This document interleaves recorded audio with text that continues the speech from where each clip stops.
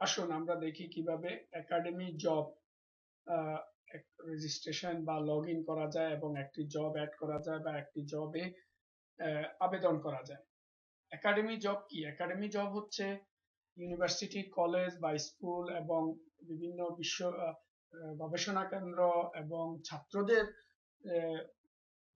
Part time, full time এবং internee related জবগুলোকে এক জায়গায় এনে তাদেরকে জবের যারা জব দাতা এবং যারা চাকরি প্রার্থী বা ছাত্রদের যে যারা পার্ট টাইম কাজ করতে চায় তাদেরকে একত্রিত করার একটা প্ল্যাটফর্ম। আমরা এখানে দেখব যে এখানে আমরা ক্যাটাগরি গুলোকে ওইভাবে সাজিয়েছি যে একটা বিশ্ববিদ্যালয় এবং একটা কলেজে, একটা ইউনিভার্সিটিতে টিচার বা ইনস্ট্রাক্টর এরা থাকেন। সুতরাং তাদের জবের প্রতিটা স্কুল বা কলেজে বা বিশ্ববিদ্যালয়ে টিচার নিয়োগের জন্য যে জবগুলো আসে সেগুলো এই টিচার ক্যাটাগরিতে। প্রতিটি বিশ্ববিদ্যালয় এবং কলেজে যেই অফিস ব্যবস্থাপনা বা অ্যাডমিনিস্ট্রেশন রিলেটেড যে জবগুলি থাকে এগুলো হচ্ছে অ্যাডমিনিস্ট্রেশন ক্যাটাগরি। আমরা ছাত্রদের জন্য দেশে বিদেশে যে স্কলারশিপ রয়েছে বিশ্বের বিভিন্ন প্রান্তে, মাস্টার্স, পিএইচডি, সেই সব জবগুলোর জন্য scholarship category.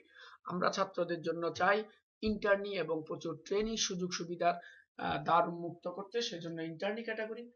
Inter HSC pass বা ইন্টারমিডিয়েট পাস থেকে শুরু করে অল্প বয়সে 18 থেকে 20 বছর বয়সে তারা খণ্ডকালীন চাকরি খুঁজে বা টিচিং বিভিন্ন ধরনের পার্ট টাইম চাকরির জন্য চায়, তাদের জন্য 18 থেকে 20 বছর বয়সের ক্যাটাগরি। এছাড়া দেশের বিভিন্ন প্রান্তে যে প্রাইভেট টিউশনের যে সুযোগ ছাত্ররা নেয় তাদের জন্য প্রাইভেট টিউটর ক্যাটাগরি। এই সবকিছুর জন্য যারা চাকরির প্রার্থী ওনারা জব সিকার হিসেবে রেজিস্ট্রেশন করবেন। আর যারা চাকরি দাতা তারা রিক্রুটার বা এমপ্লয়ার হিসেবে রেজিস্ট্রেশন করবে। সুতরাং আমরা যখন আমরা দেখব যে কিভাবে একটা রেজিস্ট্রেশন, আমরা যদি এখানে ক্লিক করি সেখান থেকে রেজিস্ট্রেশন করতে পারবো। আমরা সব জবকে এক জায়গায় দেখব জব লিস্টের মাধ্যমে। আমরা সার্চ করব যে কোনো একটা কিওয়ার্ড দিয়ে। আমরা যদি দেখি যে ইংলিশ, ইংলিশ দিয়ে সার্চে ক্লিক করলেই আমরা জবটাকে সার্চ করতে পারবো। এখানে আমাদের সব ইংলিশ টিচারের জব। তারপরে আমরা যদি ফ্রিল্যান্স জব দেখতে চাই এখানে ফ্রিল্যান্সিং জব।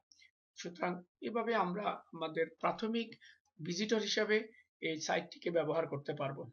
এরপরে আমরা যদি রেজিস্ট্রেশন করতে চাই আমাদের দুইটি অপশন আগে যেটা বলেছি। যারা জব সিকারের জন্য অত্যন্ত সিম্পল রেজিস্ট্রেশন, তারা সার্চ করতে পারবেন, তারা জবে অ্যাপ্লাই করতে পারবে, তারা এমপ্লয়ারের সাথে প্রাইভেট মেসেজিং করতে পারবে, তাদের দেখতে পারবে যে তাদের সাইটটি কতজন ব্যবহার করেছে বা কতগুলো কোম্পানি তাদের বায়োডাটা দেখেছে বা তাদের প্রোফাইল দেখেছে। এর বাইরে আমরা যদি সুতরাং এটা টোটালি ফ্রি।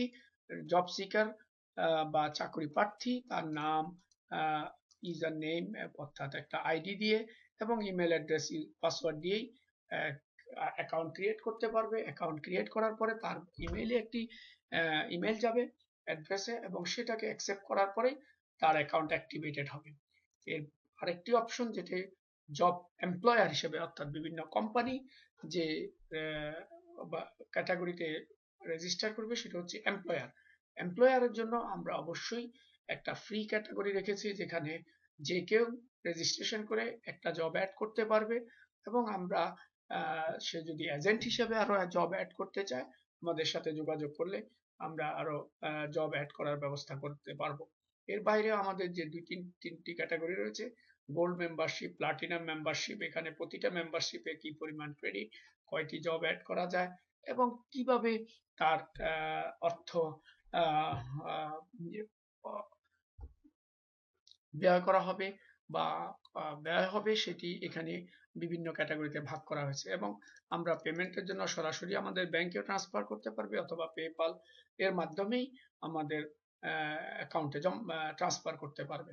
সুতরাং আমরা যদি ফ্রি মেম্বারশিপও ধরি আমরা এখানে ক্লিক করে এরপরে আমরা রেজিস্টার যখন ক্লিক করব আমরা এখানে একইভাবে নাম, ইমেল অ্যাড্রেস এবং ইউজার নেম, পাসওয়ার্ড, কোম্পানির নেম দিয়েই আমরা অ্যাকাউন্টটা ক্রিয়েট করব। ওই অ্যাকাউন্টটা অ্যাক্টিভেট করার পরে অর্থাৎ ক্রিয়েট করার পরে ইমেইলে একটি ইমেল যাবে আপনারা অ্যাড্রেসে, সেখানে একটা লিঙ্ক থাকবে, ওই লিঙ্কে ক্লিক করলেই আপনার অ্যাকাউন্টটা অ্যাক্টিভেট হয়ে যাবে। যখন আপনার অ্যাকাউন্ট অ্যাক্টিভেটেড হবে, আপনি যদি জব সিকার হন এই ক্যাটাগরিতে লগ ইন করবেন, আর যদি সরি এখানে লগ ইন করবেন, আর যদি এমপ্লয়ার হন একই লগ ইন। আমরা শুধুমাত্র এখানে ইউজার নেম পাসওয়ার্ড দিলেই, যেমন আমরা যদি এখানে ইউজার নেম দিই এবং পাসওয়ার্ড দিই, রিমেম্বার মি দিই, লগ ইন দেওয়ার পরে যদি আপনি এমপ্লয়ার হন আপনার জন্য এমপ্লয়ার ড্যাশবোর্ড আসবে, আর যদি আপনি চাকরি প্রার্থী হন চাকরি প্রার্থীর জব ড্যাশবোর্ড আসবে। সুতরাং আমরা যদি দেখতে চাই যে চাকরি প্রার্থী হিসাবে কিভাবে করতে হবে, এখানে চাকরি প্রার্থীর জন্য আমাদের আরেকটি অ্যাকাউন্ট করা আছে, সেটাকে যদি আমরা লগ ইন করি, আমরা অন্যরকম এখানে আমরা সার্চ জব, মাই অ্যাপ্লাইড জব, এভাবে আমরা আমাদের এই জব সিকার ক্যাটাগরিগুলো দেখতে পারবো। আর আমরা যখন রিক্রুটার হিসেবে দেখতে যাইব, তখন আমাদেরকে অবশ্যই জব সিকারকে লগ আউট করে আবার রিক্রুটার হিসেবে, যিনি রিক্রুট বা এমপ্লয়ার, উনি এমপ্লয়ার হিসেবে লগ ইন করবেন। সুতরাং এমপ্লয়ার হিসেবে লগ ইন করার পরে আমরা যেটা দেখব সেটা হচ্ছে যে কিভাবে একটি নতুন জব পোস্ট করা হয়। একটি নতুন জব পোস্ট করার জন্য অবশ্যই আমাদেরকে জবটা কি অ্যাক্টিভ কিনে বলতে হবে। এখানে আমার কোম্পানির নাম অটোমেটিক চলে আসবে, এবং আমরা এটা ফিচার জব কিনা বলতে পারবো, এবং এখানে জব টাইটেল এবং সব অন্যান্য যাবতীয় তথ্য দিয়ে, এখানে শুধু আমরা একটু খেয়াল করব যে জব স্পেশালাইজেশন অবশ্যই আমরা দেখব যে আমরা যদি কোনো স্টুডেন্ট সার্ভিস বা প্রাইভেট টিউটর বা এই জাতীয় কিছু দেখতে চাই, আমাদেরকে একটু খেয়াল করে এই স্পেশালাইজেশনটাকে চিন্তা করতে হবে। বাকি অন্যগুলো অবশ্যই দেখতে হবে, এবং আমরা সুন্দর করে একটা জব ডেসক্রিপশন লিখবো যাতে চাকরি প্রার্থীরা আকৃষ্ট হয়, এবং একটা লং ডেসক্রিপশন লিখেই আমরা সেভ জব দেব। এরপরে আমরা যদি আমাদের ড্যাশবোর্ডে যাই, দেখতে পাবো যে আমার যে কয়টি জব তৈরি করা হয়েছে এগুলির লিস্ট এইখানে দেখা যাবে, যেটাকে বলা হয় মাই জব লিস্টিং, এবং my job application, search job seeker, একজন এমপ্লয়ার, আর এখানে আমার যে যে জবগুলি আমি অ্যাড করেছি সেগুলি দেখা যাচ্ছে। আর অবশ্যই আমার বিলিং, ফাইন্যান্স এবং আমার প্রোফাইল এখান থেকে অ্যাড করা, পরিবর্তন করা যাবে। এর বাইরে আমরা এখান থেকে আবার সেম মেনুগুলো দেখতে পাবো। সুতরাং এভাবে অত্যন্ত সহজভাবে আমরা বিভিন্ন কোম্পানি চাকরি পোস্টের জন্য জব এই জব সেটে সংযুক্ত করতে পারবো, অ্যাড করতে পারবো। Thank you.